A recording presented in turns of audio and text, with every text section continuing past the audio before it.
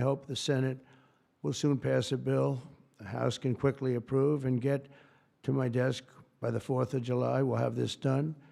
And to further defend our auto workers, I imposed a 25% tariff on all foreign automobiles. Investment in American auto manufacturing is surging because of it.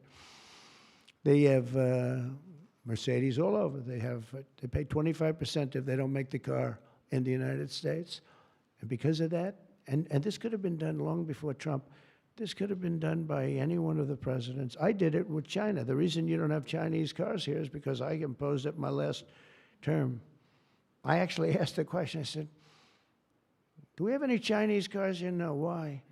Because you imposed a 25 or 27.5% tariff on Chinese cars. So they're not coming here, but they are going to Europe all over the place.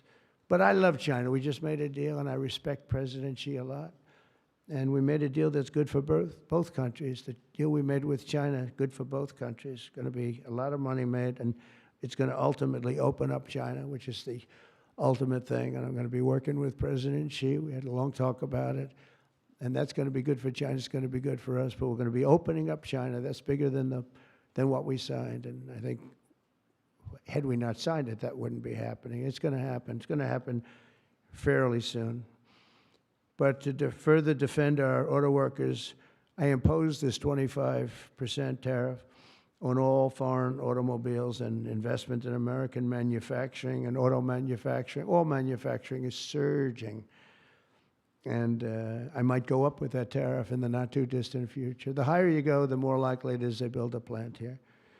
Ford has just announced that it's going to invest $500 million in some of the things involved in what we just did. General Motors is going to spend $4 billion. They just announced that yesterday. Stellantis announced that it's going to reopen its Belvidere assembly plant. That's good.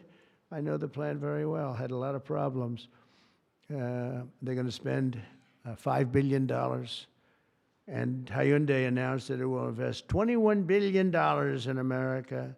They wouldn't have invested 10 cents if we didn't have tariffs, including for manufacturing American steel, which is doing great. American steel is doing great now because of what we did.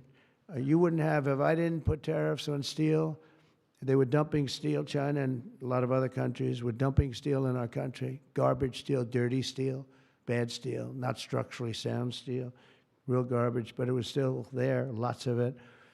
And if I didn't put tariffs, I put 25 and 50% tariffs on steel, right? John James would put tariffs on steel, and we were doing great with steel.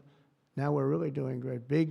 A big investment is being made in Pennsylvania. You've been reading about it. They're going to spend $17 billion on U.S. steel. And all the steel workers wanted it. And we have a golden stock. We have a golden share, which I control or President controls. Now, I'm a little concerned whoever the president might be, but that gives you total control. It's 51% ownership by Americans. And we have a company, a great company, Nippon. They're coming in from Japan. They're going to spend $17 billion. And somebody said, well, what happens if it doesn't work out? I said, they spent $17 billion. We can't put it on a trailer and drive it to Japan. This is a steel mill. You know, some businesses you can move. You move your office, and that's where the business is. With this business, they're spending think of that, $17 billion. They're going to have them all over the country. I want to introduce several of the great Americans representing the millions of people whose livelihoods we're saving with today's action. I just can't tell you how incredible this action is, because nobody thought. This was one that I wasn't so... I would have rather had it than almost anything, but I was told by everybody, except that guy right there, that you couldn't get it. Bill Kent runs a chain of family-owned convenience stores that opened in West Texas in 1957, known as Kent Quick.